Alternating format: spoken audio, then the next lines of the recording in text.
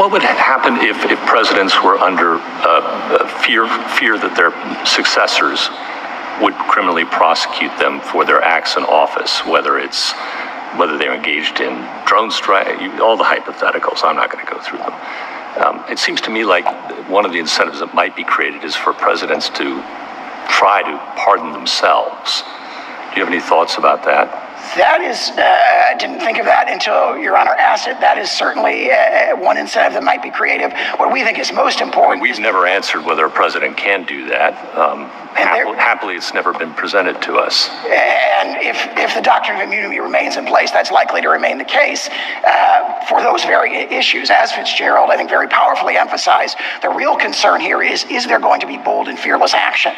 Is the president going to have to make a controversial decision where his political opponents are going to come after him the minute he leaves office? Is that going to unduly deter? Is that going to dampen the ardor of that president to do what our constitutional structure demands of him or her, which is bold and fearless action in the face of controversy? And perhaps if he feels he has to, he'll pardon himself every 4 years from now on. But that, as the court pointed out, wouldn't provide the security, because the legality of that is something that's never been addressed. Now, one of the checks and balances, in addition to impeachment that you've discussed, is subordinate liability. You don't contest that everybody following an unlawful order beneath the President of the United States can be immediately prosecuted, do you? I'm sorry, if the court is asking whether they could be... If the president gives an unlawful order, call in the troops, all the examples we've heard, every subordinate beneath him faces criminal prosecution, don't they? That is what Gouverneur Morris said explicitly at the Constitutional Convention, that his coadjutators could be prosecuted. There is an important caveat, because of course there would have to be a statute that would govern that for them to be prosecuted. Well, we've got lots of statutes. The criminal law books are replete. But, I mean, do you agree, is that one check that's available? Absolutely. And again, the only caveat that I was making is, if that statute was doing what Marbury says you can't do, which is going after the subordinates to restrict, for example, a core executive function, the Franklin Clear Statement Rule might be triggered, and you might not be able to go after that president. So I don't think Congress can say, well, we can't go after the president directly, but we're going to criminalize the way that the president speaks to Congress under the exercise of the Recommendations Clause, and therefore we're going to put in a criminal statute that says if you provide false information to Congress in carrying out the president's recommendation powers, you can be immediately prosecuted. That would at least be a very difficult question. But the fundamental point of drawing that distinction between the president himself and his coadjutators, in the word of Gouverneur Morris of the Constitutional Convention, is an excellent distinction. So, Mr. Sauer, you've argued that the impeachment clause suggests or requires impeachment to be a gateway to criminal prosecution, right?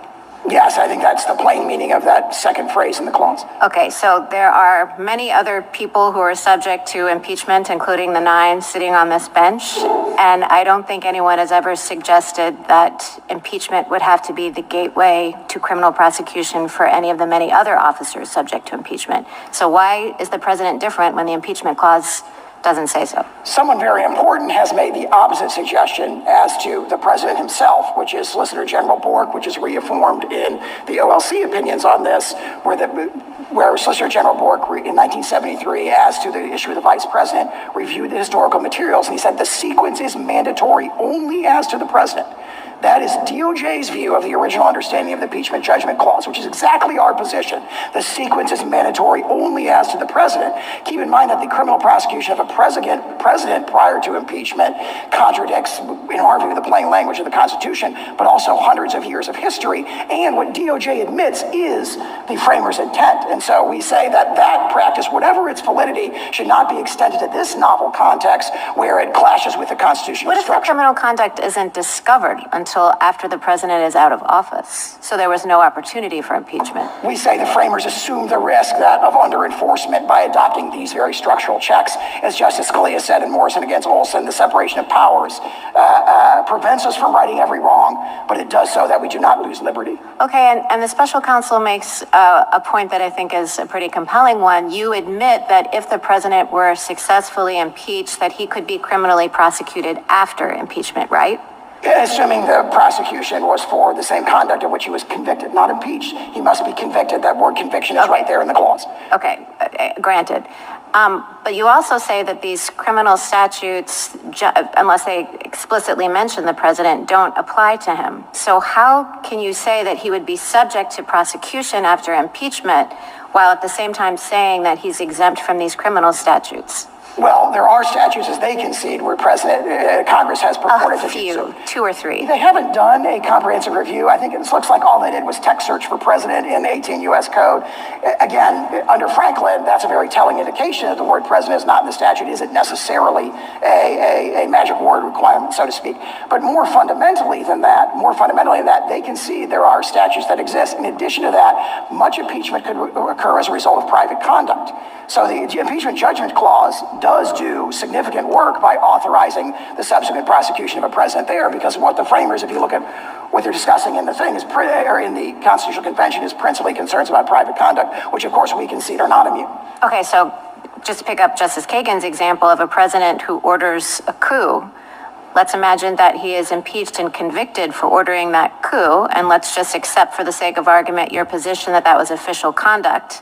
You're saying that he couldn't be prosecuted for that even after conviction in an impeachment proceeding if there was not a statute that expressly referenced the president and made it criminal for the president. There would have to be a statute that made a clear statement that Congress purported to regulate the president's conduct. Okay, thank you. Can I continue on in Justice Barrett's vein a little bit and ask you about some of the allegations of the indictment and whether they're official acts or not in your view? So the defendant signed a verification affirming false election fraud allegations made on his behalf in a lawsuit filed in his name against the Georgia governor. I don't think we've disputed that that's official. I'm sorry, that is unofficial. That's unofficial. Same for the defendant called the chairwoman of the Republican National Committee, asked her to gather electors in targeted states, falsely represented to her that such electors' votes would be used only if ongoing litigation in one of the states changed the results in the defendant's favor. We have taken the position that that is official. That's official? Yes. Why would that be official? Because the organization of alternate slates of electors is based on, for example, the historical example of President Grant is something that was done pursuant to and ancillary and preparatory to the exercise of the core recommendation clause power. So when President Trump couldn't he have taken this action just in the status of a candidate? The fact that he could have done so doesn't demonstrate that he did do so in this case, and based on the allegations, we think it's clear he did not, that this was done in an official capacity. The defendant asked the Arizona House Speaker to call the legislature into session to hold a hearing based on their claims of election fraud. Absolutely an official act for the president to communicate with state officials on a matter of enormous federal interest and concern, attempting to defend the integrity of a federal election, to communicate with state officials and urge them to view what he views as their job under state law and federal law. That's an official act. Well, attempting to defend the integrity of the election, I mean, that's the defense.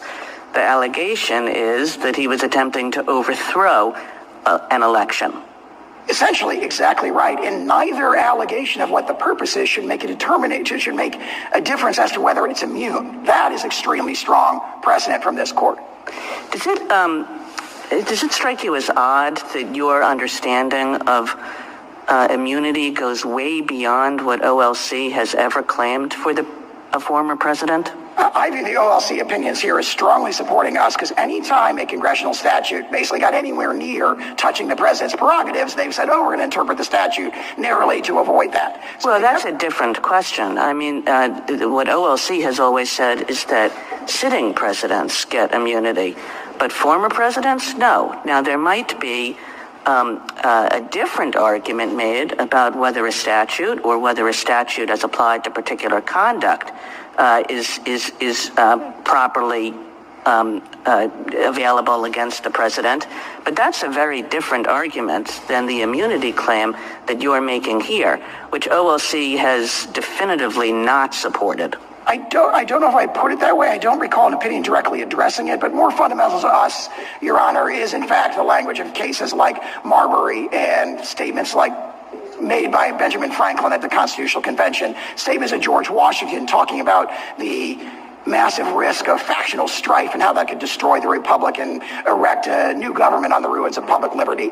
That's what we rely on principally here. I cite the OLC opinions because, of course, what you see there is a very strong trend that if there's any statute that might trench in any way on the president's prerogatives, which they interpret it to avoid that. If a president sells nuclear secrets to a foreign adversary, is that immune? That sounds like, similar to the bribery example, likely not immune. Now, if it's structured as an official act, he would have to be impeached and convicted first before... What does that mean if it's structured as an official act? Well, I don't know in the hypothetical whether or not that would be an official act. You'd probably have to have more details to apply the Blazing Game analysis or even the Fitzgerald analysis that we've been talking about. How about if a president orders the military to stage a coup? I think that, as the Chief Justice pointed out earlier, where there is a whole series of, sort of guidelines against that, so to speak, like the UCMJ prohibits the military from following a plainly unlawful act. If one adopted Justice Alito's test, that would fall outside. Now, if one adopts, for example, the Fitzgerald test that we advance, that may well be an official act, and he would have to be, as I'll say in response to all these kinds of hypotheticals, has to be impeached and convicted before he can be criminally prosecuted. But I emphasize to the court that... Well, he's gone. Let's say this president who ordered the military to stage a coup. He's no longer president. He wasn't impeached. He couldn't be impeached. But he ordered the military to stage a coup, and you're saying that's an official act. I think it would depend. That's immune. I think it would depend on the circumstances whether it was an official act. If it were an official act, again, he would have to be impeached. Well, what does that mean, depend on the circumstances? He was the president. He is the commander-in-chief. He talks to his generals all the time, and he told the generals, I don't feel like leaving office. I want to stage a coup. Is that immune? If it's an official act, there needs to be impeachment and conviction beforehand because the framers viewed that kind of if very it's an low official risk. act, is it an official act? If it's an official act, it's impeachment. Is it an official act? On the way you've described that hypothetical, it could well be. I just don't know. You'd have to, again, it's a fact-specific, context-specific determination. That answer sounds to me as though it's like, yeah, under my test, it's an official act, but that sure sounds bad, doesn't it? Well, it certainly sounds very bad, and that's why the framers have a whole series of structural checks that have successfully, for the last 234 years, prevented that very kind of extreme hypothetical. And that is the wisdom of the framers. What they viewed as the risk that needed to be guarded against was not the notion that the president might escape, a criminal prosecution for something, sort of very, very unlikely in these unlikely scenarios. They viewed much more likely and much more destructive to the republic the risk of factional strife discussed by George Washington. Framers did not put an immunity clause into the Constitution. They knew how to. There were immunity clauses in some state constitutions. They knew how to give legislative immunity. They didn't provide immunity to the president. And, not so surprising, they were reacting against a monarch who claimed to be above the law. Wasn't the whole point that the president was not a monarch and the president was not supposed to be above the law? I would say two things in response to that. Immunity, they did put an immunity clause in a sense. They put in the executive vesting clause, which was originally understood to adopt a broad immunity principle that's set forth in the very broad language of Marbury against Madison. And also, they did discuss and consider what would be the checks on the presidency. And they did not say, we need to have criminal prosecution. Right there at the Constitutional Convention, Benjamin Franklin says, we don't have that. That's not an option. Everybody cried out against that as unconstitutional. The structural check we're adopting is impeachment. And they're very clear on that in pages 64 to 69 of the second volume of Farrant. Thank you. So I think I now understand better your position. In your discussions with Justice Kavanaugh, it became clear that you are saying that for the private acts of a president, there's no immunity, but for the official acts of the president, there is immunity. Is that your position? I agree with that. All right. So one thing that occurs to me is that this sort of difficult line drawing problem that we're having with all of these hypotheticals, is this a private act or a public act, is being necessitated by that assumption. Because, of course, if official acts didn't get absolute immunity, then it wouldn't matter. We wouldn't have to identify which are private and which are public, correct? That, in fact, is the approach of the D.C. Circuit. There's no determination that needs to be Right, made. but I'm just making, so to the extent we're worried about, like, how do we figure out whether it's private or public, we have to understand that we're only doing that because of an underlying assumption that the public acts get immunity. So let me explore that assumption. Why is it, as a matter of theory, and I'm hoping you can sort of zoom way out here, that the president would not be required to follow the law when he is performing his official acts? Everyone else, there are lots of folks who have very high-powered jobs, who make a lot of consequential decisions, and they do so against the backdrop of potential criminal prosecution if they should break the law in that capacity. And we understand and we know, as a matter of fact, that the President of the United States has the best lawyers in the world. When he's making a decision, he can consult with pretty much anybody as to whether or not this thing is criminal or not. So why would we have a situation in which we would say that the president should be making official acts without any responsibility for following the law? I respectfully disagree with that characterization. The president absolutely does have responsibility. He absolutely is required to follow the law in all of his official acts. But the remedy for that is the question: could he be subject to personal vulnerability, sent to prison for making a bad decision after he leaves office? But other people who have consequential jobs and who are required to follow the law make those determinations against the backdrop of that same kind of risk. So what is it about the president? I've heard you say it's because the president has to be able to act boldly, make kind of consequential decisions. Sure, but again, there are lots of people who have to make life and death kinds of decisions, and yet they still have to follow the law, and if they don't, they could be sent to prison, et cetera, et cetera. So I say two things in response to that. Yes. Both from Fitzgerald. That's the very sort of inference or reasoning that this court rejected in Fitzgerald. No, but let me just, Fitzgerald was a civil situation in which the president actually was in a different position than other people because of the nature of his job, the high-profile nature, and the fact that he touches so many different things. When you're talking about private civil liability, anybody on the street can sue him. We could see that the president was sort of different than the ordinary person when you say, should he be immune from civil liability from anybody who wants to sue him? But when we're talking about criminal liability, I don't understand how the president stands in any different position with respect to the need to follow the law.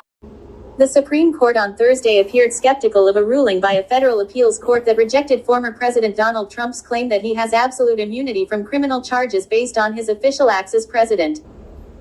During more than 2.5 hours of oral argument, some of the court's conservative justices expressed concern about the prospect that, if former presidents do not have immunity, federal criminal laws could be used to target political opponents.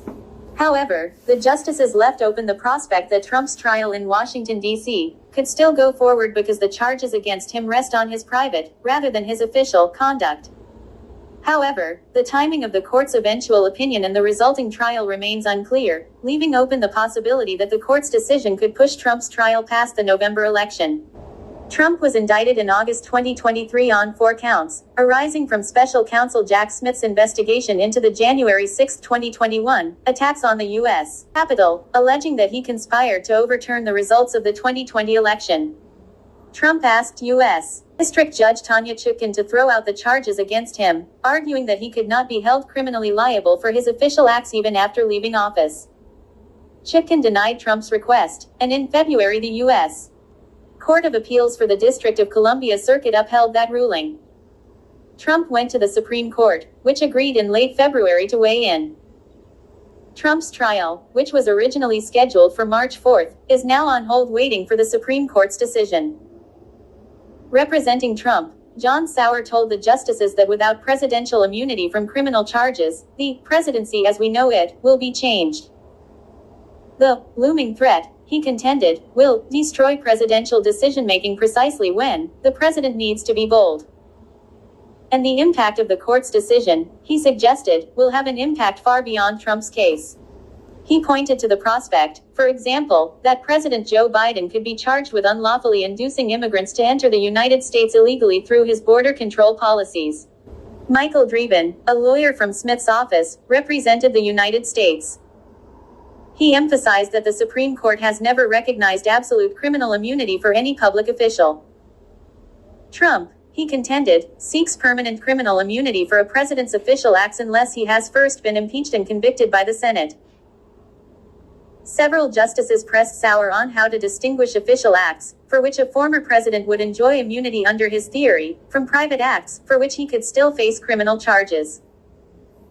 Chief Justice John Roberts asked Sauer about a scenario involving a president's official act, appointing an ambassador, that he does in exchange for a bribe. When Sauer conceded that accepting the bribe is private conduct, Roberts urged Sauer to explain how the boundary between an official act and a private one would come into play.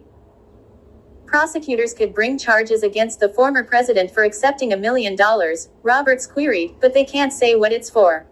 Justice Elena Kagan lobbed a series of examples, some taken from the indictment, at Sauer and asked him to identify them as involving private or official conduct.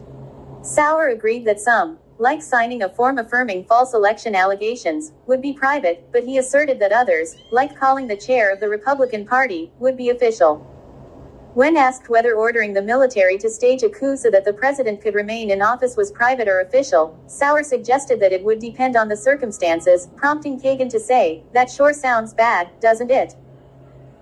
Justice Neil Gorsuch observed that, with the concession that a former president could be prosecuted for his private conduct, the two sides had found some common ground. He noted that the D.C. Circuit has expressed some views about how to separate private and official conduct, including the possibility of further proceedings to do so.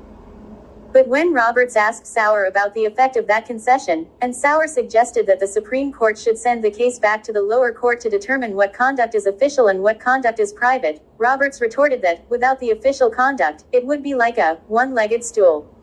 Dreeben contended that, even if presidents have immunity for their official acts, in this case the federal government could still introduce evidence of Trump's interactions with the Department of Justice.